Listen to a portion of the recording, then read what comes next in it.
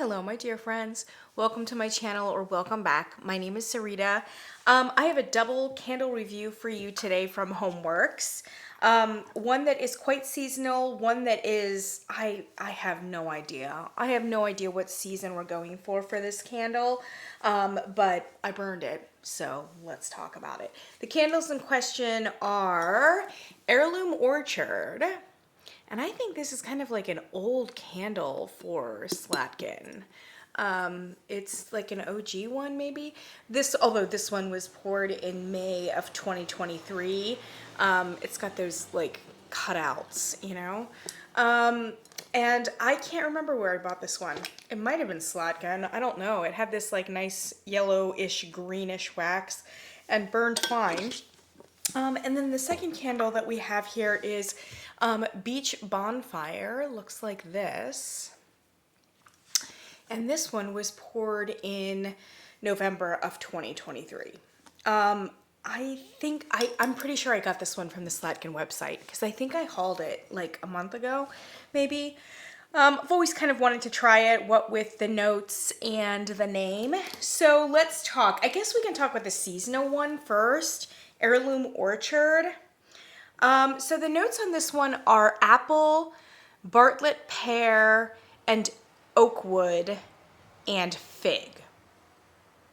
Apple, pear, fig, and oak.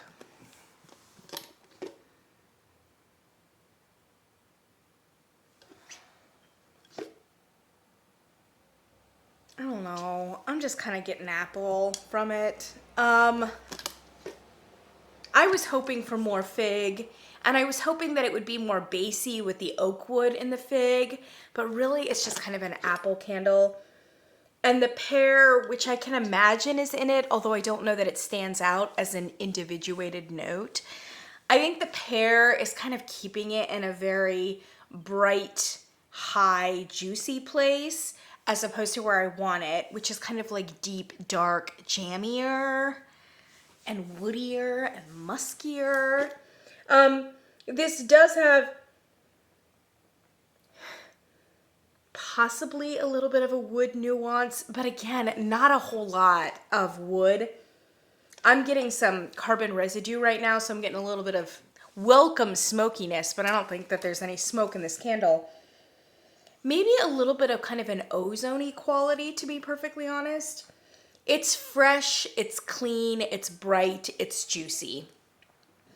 And it's an apple candle. And it was fine, but it just wasn't interesting enough for me.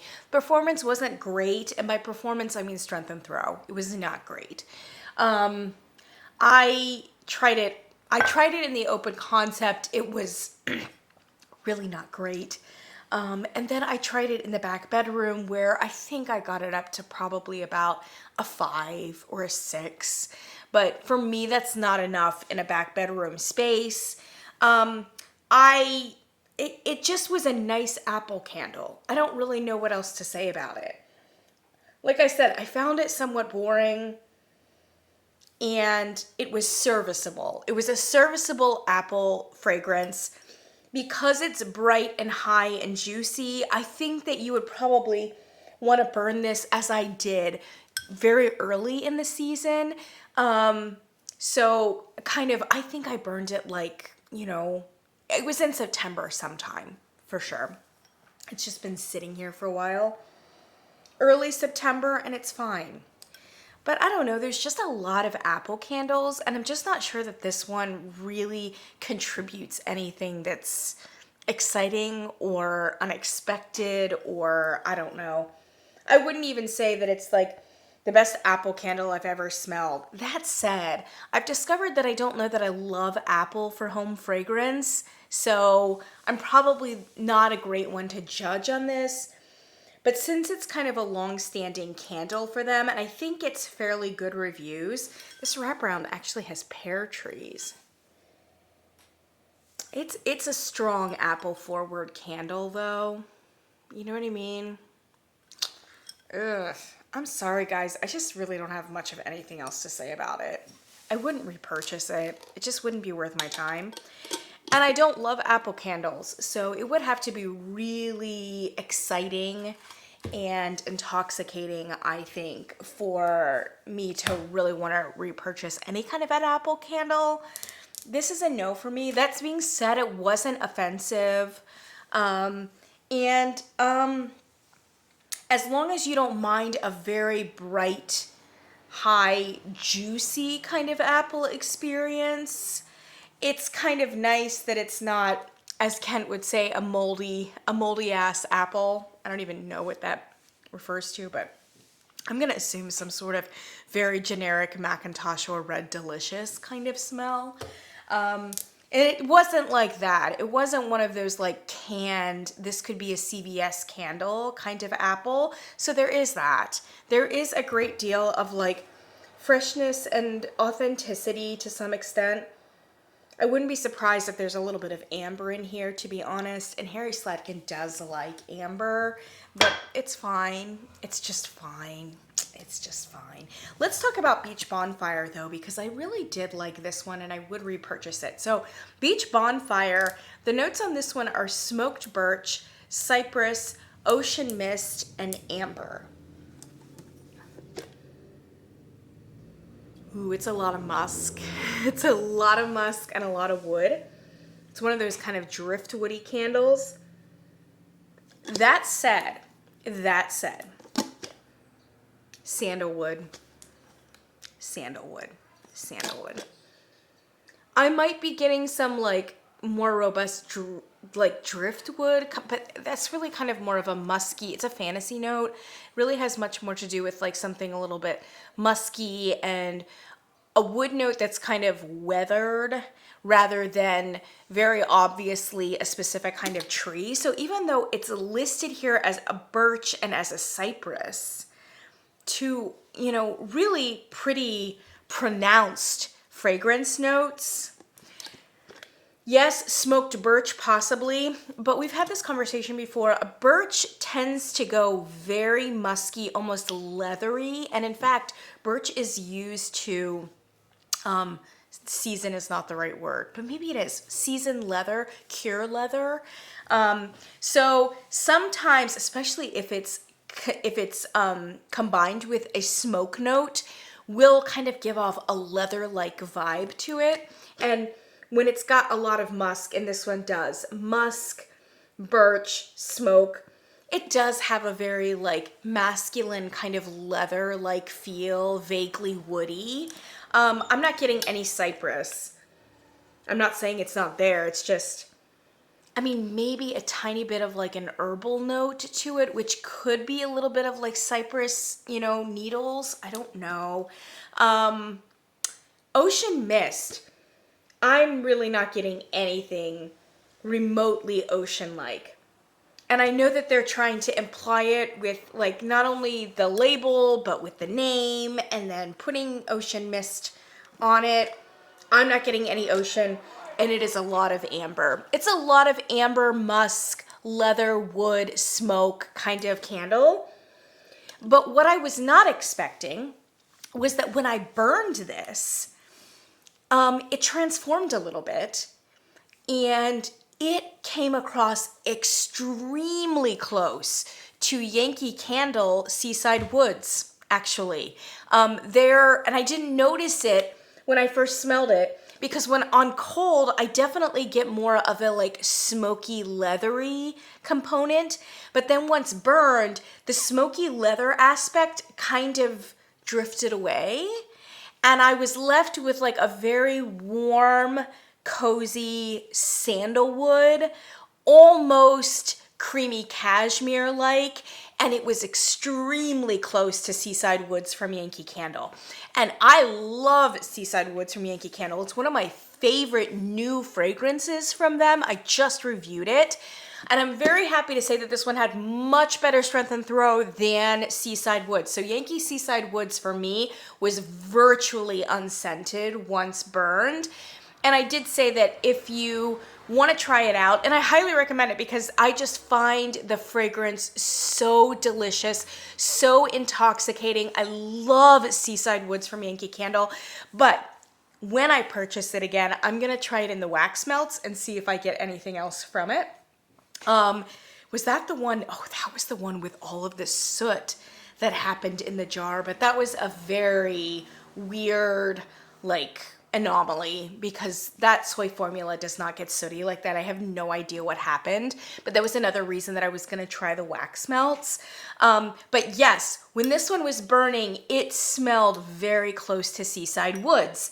And given the similarity in branding between the two, Seaside Woods, Beach Bonfire with the, driftwood and the amber. And then, like I said, this almost exactly the same marketing for the Seaside Woods. It makes me think that one is a dupe of the other possibly. And there is a little bit of borrowing going on here. And I don't know who duped what. I really don't. Because Yankee is kind of scraping the bottom of the barrel and not exactly a leader in the industry right now, it's easy to assume that Yankee duped Homeworx on this. But it's probably not fair to Yankee. It could be the reverse. I don't know when Beach Bonfire first came out for Harry Slatkin. I am very happy to say, though, that if you like the Seaside Woods from Yankee and you would like to smell the fragrance in your house, this would actually be a really good one to pick up. And if you're worried about the smoked, don't be too worried about it. Like I said, for me, it kind of was not a super smoky fragrance once it was burned, and significantly less than when I smelled it on cold. So I really wouldn't worry about that. Neither candle to me seems beachy or oceany or whatever else. And I said that when I did Seaside Woods. I don't understand the marketing at all. The only thing that I can think is that both candles, and I would say specifically this one, have a very pronounced sandalwood note, sandalwood amber. And like I said, when this one burned, it smelled very sandalwood, and there was like a coziness about that. Between us, I kind of like the Yankee candle fragrance a little bit better. I think it's a little bit more balanced. There's a successful bright and sweet note in the Yankee candle that just is very intoxicating, for lack of a better term. I cannot explain it. It's a gorgeous, gorgeous fragrance, and a little bit brighter and higher so that it's more of like a unisexual kind of vibe. It's a little bit masculine, but because of the brightness of what I was saying, almost like a gold and cashmere kind of feel, it kind of sits right in the middle and is a brilliant, like, I don't know, bridge candle between a lot of different genres. This one is very masculine on cold, and when it's burned, it does cut its way into the mid-range a little bit more, but it's just kind of a very flat sandalwood amber that sits right here and is not really like bright. It's not sparkling. It's not lifting up into the higher range in a way that I really would like it to. So for me personally, I like the Seaside Woods fragrance better, but I mean, you can't smell it when it's burned. So like, I don't get it, right? There is a specific kind of sandalwood note that just gets very flat and brown, for lack of a better term. I know that that's not scientific. It's not quite brassy because it doesn't have the high notes, but it's just like, ugh. It's not my favorite. And I don't know if there's sandalwood in here, or I can't even remember if sandalwood is listed in the Seaside Woods one. But I'll tell you that whatever is coming across here comes across as a sandalwood. And I think it is the sandalwood with the combination of the amber that is the only reason that either one of them could be marketed as like a beach or ocean kind of candle. There's really no briny note to speak of. And neither one feels particularly outdoorsy or rugged. And that even goes for this one that has a little bit of a smoke nuance. Even so, I'm getting a very solidly indoors, under the blankets. I mean, with the smoke, maybe like an indoor fireplace, but like, Seaside Woods doesn't have the smoke, and it's just very indoors. It's very dry. It's very cozy. It's a very cozy, like I said, almost cashmere like feel to it. Neither one is an outdoors candle, neither one is rugged, and I don't think either one is a beach or ocean candle. And I'll go a long way for a beach and ocean candle. So I love the beach and oceans. I'm just not sure this is it. Doesn't mean that I don't love both candles for what they're worth, but I wouldn't market either one of them. It's just the sandalwood and the amber that is kind of, it's usually like a base, a foundational base. It's kind of a golden sands like base for a lot of tropical candles. And then they'll add on top of it like a tuberose or a neroli or a coconut or whatever else. Like it's that direction, a white floral of some kind. That's where the amber and the sandalwood, the association, I guess, is more beachy because often what is added to them goes in that direction. But here, neither candle is being any of those things. None of them are being added.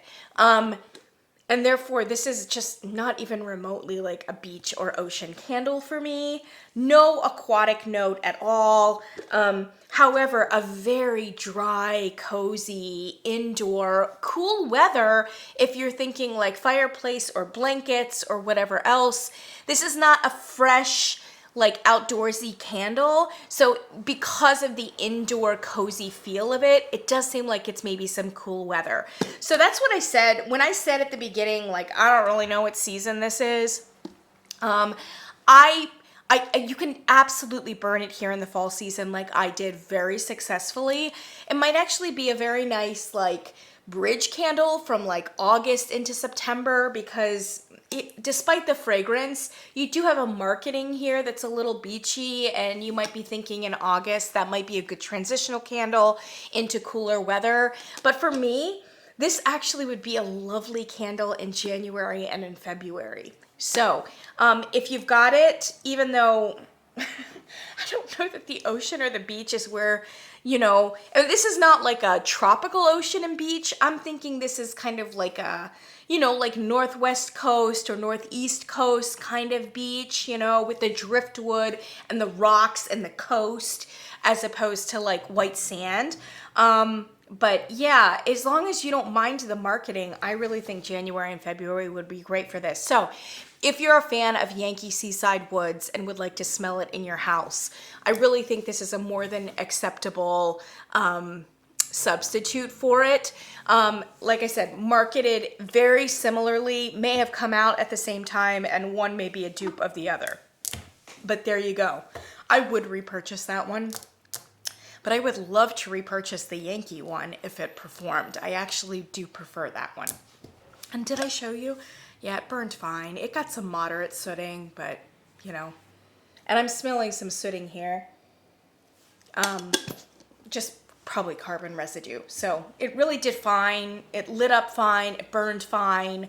And I could smell it. And I kept it in the open concept, by the way. I didn't even have to put it in the back bedroom. I would say in the open concept, I would say it got up to about a 6.5, a 6.5 at least.